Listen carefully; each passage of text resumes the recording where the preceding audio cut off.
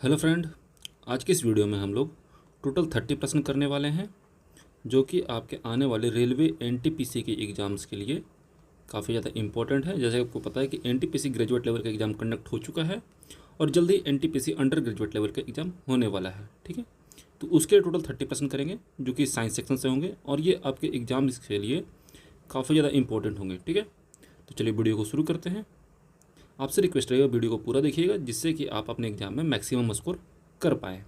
Okay, तो पहला प्रश्न है कि परमाणु के नाभिक की खोज किसने की थी। ये काफ़ी इंपॉर्टेंट प्रश्न है और एग्जाम में ये प्रश्न जो है बार बार रिपीट हुआ है। ठीक है, तो इसकी खोज की गई थी, किसने की थी, तो इसकी खोज की गई थी रदरफोर्ड के द्वारा। ऑप्शन नंबर बी सही होगा। ठीक है, बात की जाए और ऑप्शंस की, थॉमसन के बारे में याद रखिएगा, इन्होंने इलेक्ट्रॉन खोजा था, चैडविक ने न्यूट्रॉन खोजा था और डाल्टन ने एटॉमिक थ्योरी दिया था। ठीक है, यानी कि परमाणु का सिद्धांत दिया था, एटॉमिक थ्योरी दिया था। ओके, आगे बढ़ते हैं। अगला सवाल देखिए। अगला सवाल है कि विद्युत धारा का एसआई मात्रक क्या है। इसका जवाब जल्दी से बताइए। ये भी एक क्वेश्चन जो है काफ़ी ज़्यादा इंपॉर्टेंट है और एग्जाम में रिपीट हो रहे हैं इस टाइप के प्रश्न बार बार। ठीक है, तो आपको ध्यान रखना है। इसका सही जवाब जो होगा वो होगा ampere, option number C. Okay, आगे बढ़ते हैं। अगला सवाल है कि किस धातु को सफ़ेद सोना कहा जाता है, यानी कि वाइट गोल्ड कहा जाता है। तो वाइट गोल्ड कहा जाता है प्लेटिनम को। ऑप्शन नंबर बी सही को। आपका जवाब जो था इस प्रश्न के लिए क्या था, ठीक है, कमेंट सेक्शन में ज़रूर बताइएगा। आगे हम लोग बढ़ेंगे अगले प्रश्न के लिए। अगला प्रश्न है कि पराबैंगनी किरणों को अवशोषित करने वाली गैस कौन सी है, ये पूछा गया है। जल्दी से बताइए कौन सा है कमेंट सेक्शन में। देखिए, जो लेयर, जो गैस पराबैंगनी किरणों को यानी कि अल्ट्रावायलेट रेज को अवशोषित कर लेती है उस गैस का नाम है ozone gas. Option number B सही होगा। ठीक है, इसका फार्मूला होता है O3। आपको ध्यान रखना है, एग्जाम में पूछा जाता है। अगला सवाल है कि इंसुलिन का स्राव शरीर के किस अंग से होता है। ये काफ़ी इंपॉर्टेंट प्रश्न है और एग्जाम में ये प्रश्न जो है बार बार रिपीट हुआ है। ठीक है, तो आपको ध्यान रखना है। इस सवाल का सही जवाब होगा अग्नाशय, ऑप्शन नंबर बी सही होगा। ठीक है, ये क्या करता है, ये शर्करा की मात्रा को नियंत्रित करता है इंसुलिन, और इसकी कमी से मधुमेह नाम का रोगी का बीमारी होती है। ठीक है, जिसे हम लोग डायबिटीज या शुगर भी कहते हैं। ओके, आगे बढ़ते हैं। अगला सवाल है कि 1 हॉर्स पावर HP में कितने वाट होते हैं। ठीक है, 1 हॉर्स पावर में कितना वाट होता है ये पूछा गया है। जल्दी से बताइए क्या सही जवाब होगा इसका। देखिए, 1 हॉर्स पावर जो होता है वो होता है 746 वाट का। ऑप्शन नंबर बी सही होगा। ठीक है, जो मशीन की शक्ति होती है, ठीक है, मशीन की शक्ति को हम लोग HP में यानी कि हॉर्स पावर में मापते हैं। ओके, आगे बढ़ते हैं। अगला सवाल है कि आधुनिक आवर्त सारणी में अक्रिय गैसों को किस समूह में रखा गया है। ठीक है, अक्रिय गैस वो होते हैं जो किसी भी टाइप से रिएक्शन नहीं करते हैं या फिर बहुत कम रिएक्शन करते हैं। ठीक है, तो इसका सही जवाब आपको बताना है। अक्रिय गैसों को कहा जाता है इनर्ट गैस। ठीक है, और ये होते हैं समूह 18 में। ठीक है, समूह 17 में हेलोजेंस होते हैं। ठीक है, ये भी आपको ध्यान रखना है। हेलोजन गैस जो होते हैं समूह 17 में रखे जाते हैं।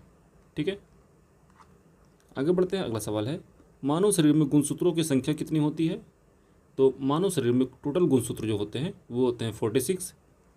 ऑप्शन नंबर बी सही होगा, यानी कि टोटल बोलिए 23 जोड़े होते हैं। ठीक है, जोड़ों में क्वेश्चन आ जाए तो 23 जोड़े होते हैं मानव शरीर में गुणसूत्रों की संख्या। ओके, अगला सवाल है कि पेंसिल का लीड किसका बना होता है। पेंसिल में जो काला का लीड होता है जिससे लिखा जाता है वो किससे बनता है। ये बनता है ग्रेफाइट से। ऑप्शन नंबर बी सही होगा। ओके, अगला सवाल है ध्वनि की चाल सबसे अधिक किस में होती है। तो ध्वनि की चाल सबसे अधिक होगी किसी ठोस में, और यहाँ पर ठोस है इस्पात, यानी कि इस्पात जो है सही जवाब होगा। ओके, आगे बढ़ते हैं। अगला सवाल है विटामिन B1 की कमी से कौन सा रोग होता है। तो विटामिन B1 जो है इसी कमी से होगा बेरी बेरी नामक रोग। ऑप्शन नंबर बी सही होगा। स्कर्वी विटामिन C की कमी से, रिकेट्स जो है विटामिन D की कमी से, रतौंधी जो है विटामिन A की कमी से होगा। ठीक है, इसको भी आपको ध्यान रखना। ये क्वेश्चन जो है आपके एग्जाम में एकदम समझ के चलिए कि हर एग्जाम में 99% चांस होता है कि विटामिन की कमी से रोग को पूछ लिया जाएगा। ओके, आगे बढ़ते हैं। अगला सवाल है कि हवा में ध्वनि की गति लगभग कितनी होती है। तो हवा में ध्वनि की गति होती है लगभग, ठीक है, लगभग है ये 332, ठीक है। ठोस में जो है ये सबसे ज़्यादा, उससे कम होती है इसकी गति गैस में, और सबसे कम होती है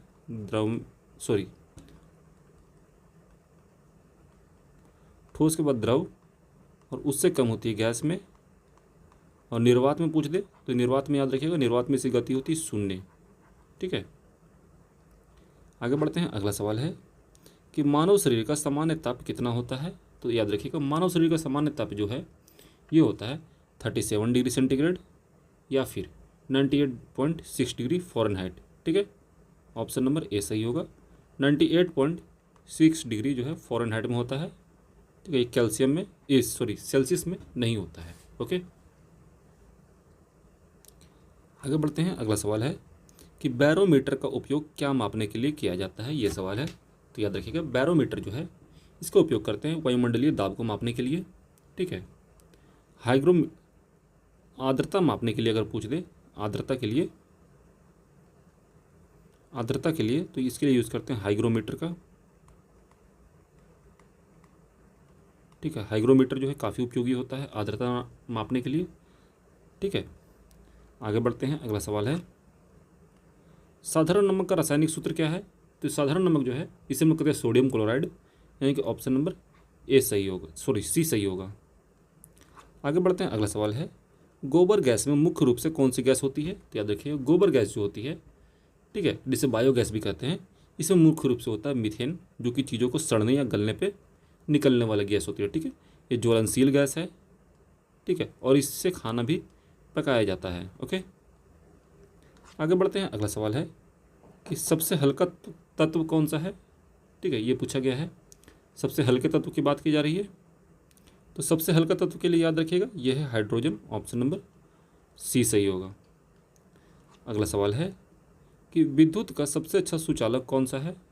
तो विद्युत का सबसे अच्छा सुचालक होता है चांदी, ऑप्शन नंबर सी।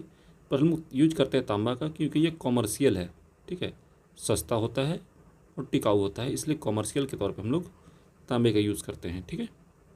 आगे बढ़ते हैं। अगला सवाल है कि किस विटामिन को एस्कॉर्बिक एसिड कहा जाता है। एस्कॉर्बिक एसिड कहा जाता है विटामिन सी को, ऑप्शन नंबर सी सही होगा, ठीक है।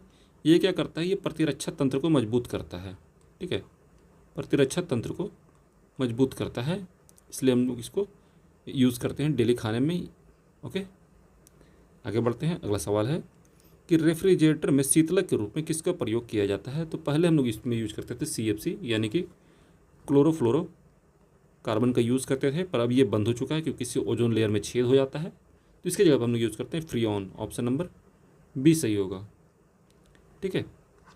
आगे बढ़ते हैं। अगला सवाल है आकाश का नीला रंग किस कारण दिखाई देता है। देखिए, कभी भी प्रश्न आए किस कारण दिखाई देता है, ये लिखा हुआ जाए तो याद रखिएगा प्रकीर्णन जो है सही जवाब होगा, ऑप्शन नंबर सी सही होगा। ओके,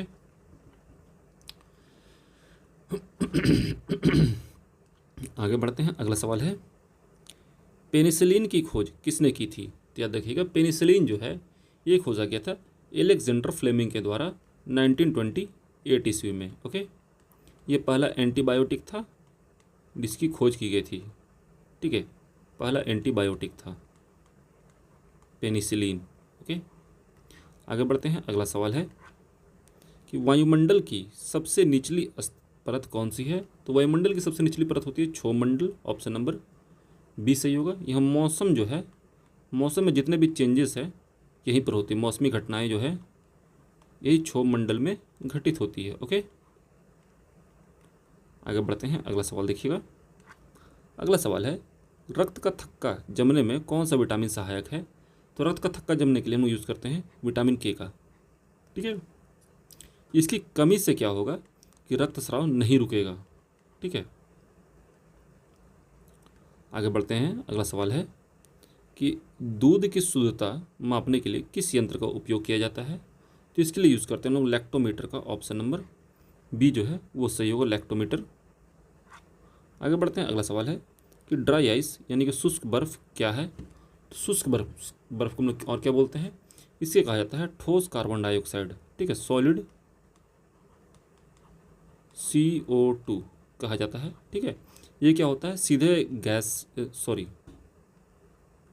सीधे ठोस से गैस में बदल जाता है। ओके, ध्यान रखिएगा इस चीज़ का। आगे बढ़ते हैं, अगला सवाल है, पृथ्वी के आयु का निर्धारण किस विधि द्वारा किया जाता है?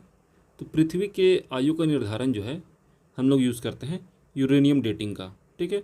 कार्बन डेटिंग का उपयोग करते हैं हम लोग किसी जीवाश्म के उम्र को जानने के लिए, ठीक है। आगे बढ़ते हैं, अगला सवाल है, कोशिका का शक्तिगृह यानी कि पावर हाउस किसे कहा जाता है? तो कोशिका पावर हाउस कहा जाता है कोशिका का, यानी कि सेल का पावर हाउस होता है माइटोकॉन्ड्रिया। ऑप्शन नंबर बी जो है सही जवाब होगा।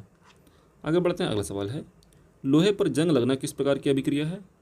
तो लोहे पर जो जंग लगता है ये एक रासायनिक अभिक्रिया है, ठीक है। इसे हम लोग ऑक्सीकरण अभिक्रिया भी कह सकते हैं, ठीक है, पर है ये रासायनिक अभिक्रिया। और रासायनिक में पूछ दे कौन सा, तो ऑक्सीकरण अभिक्रिया है। ओके, और आज का लास्ट सवाल जो है 30 नंबर, वो है कि सूर्य की ऊर्जा का मुख्य स्रोत क्या है? ठीक है, तो याद रखिएगा ये है नाभिकीय संलयन। ऑप्शन नंबर बी सही होगा, ठीक है। इसमें क्या होता है कि हाइड्रोजन जो है, ठीक है, हीलियम में बदल जाता है, ठीक है। ये जो है इसका सही जवाब होगा। तो इस वीडियो में हमने टोटल 30 प्रश्न आपको करवाए हैं जो कि आपके एग्जाम में आ सकते हैं, ठीक है, या फिर आ चुके हैं, ठीक है। दोनों सवाल जो है टाइप के सवाल हैं और आपके एग्जाम की दृष्टिकोण से कौन से काफ़ी ज़्यादा महत्वपूर्ण हो, ठीक है।